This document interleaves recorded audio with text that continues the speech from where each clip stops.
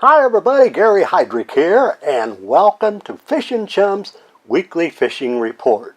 Well, you know, I'm doing something a little bit different this week. I'm out in Kansas fishing, and we'll be talking about that in a minute.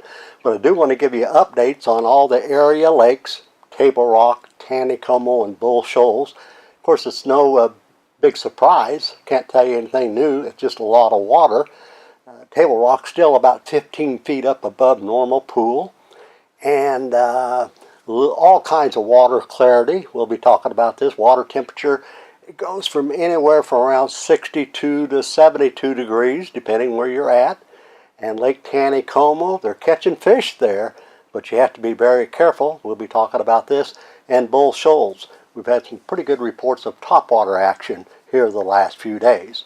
And don't let me forget to tell you about the walleye fishing over at Table Rock. So we've got a lot to cover. All right, first of all, Table Rock, we're getting all kinds of reports on different lures, different baits, different presentations. I tell you, when there's wind, I love to spinnerbait fish right now. In fact, before I left, I was doing some spinnerbait fishing. Sometimes you could catch them up shallow if it was windy. Other times they were off the bank, like anytime you could find a tree, a submerged tree, or brush top in about 10 to 15 feet of water, run that spinnerbait right up to that tree, drop it, then speed it up again. There's several fish can be caught this way.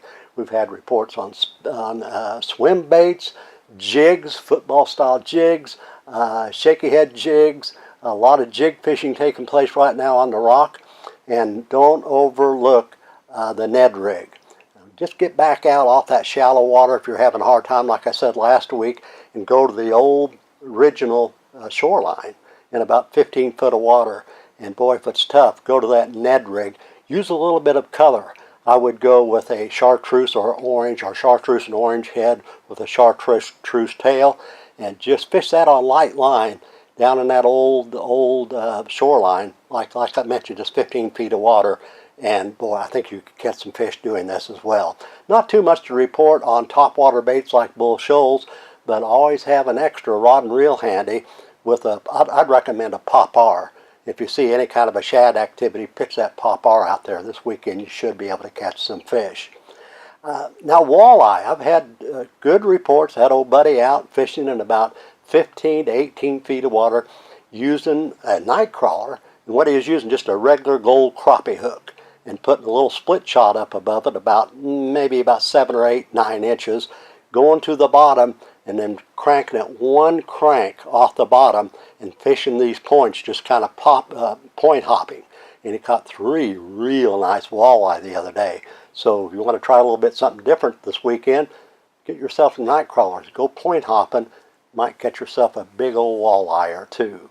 Crappie fishing's been a little scattered, but they have been picking up some crappie around some of the docks at Table Rock and off the old shoreline around some of the brush. Seems like minnows are working pretty good for this. Lake Bull Shoals, I've had reports throughout the lake, especially in the clear to stained water, that some more topwater action is happening at Bull Shoals than over at Table Rock. So they've been picking up some fish on spooks, pop-Rs, so it might be fair this weekend, especially around the bluffs and the bluff ends. And they've been picking up some bass by like Table Rock. Seems like your football-style jigs, your shaky heads have been working over at Bull Shoals as well. Good reports on square-billed crankbaits at the Bull Shoals. Now, over at Taneycomo, there's a steady big flow of water. I do want to warn you that be careful if you're going out on Taneycomo this weekend. You can catch fish. And what they've been doing with all that water coming in from Table Rock, a lot of shad are coming through the turbines and moving down throughout Taneycomo. And it seems like Monkey Island down through the landing has been the most productive, and they've been using white spoons, kind of imitate that shad, and also they've been using white jigs. But a couple things to warn you about: don't ever anchor in that current, bad news. And if you're in a real steady current, I wouldn't even shut that motor off, because you get in a situation, you shut your motor off, you go ready to start it and it won't start, you can get in trouble. So what I'm doing when I'm drifting out here this time of year, all that high water, keep that motor running, and if you have to move, you can get back for a quick move. But white spoons, white jigs, and also night crawlers.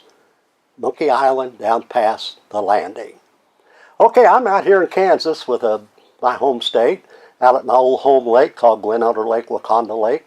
And it's a fishing vacation for my family. And my daughter Tara was out with me yesterday. Look at this nice smallmouth she caught.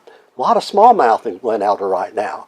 And we've caught some big crappie. Look at this nice crappie I caught. So we're out here on a family fishing vacation and just having a ball on old Glen Elder Lake. A lot of fish being caught out here. Walleye, crappie, smallmouth bass, a lot of white bass. Look at this big hybrid I caught. Man, that really kind of give me a tussle on that 4-pound test ultralight when I was crappie fishing. Well, have yourself a nice upcoming weekend.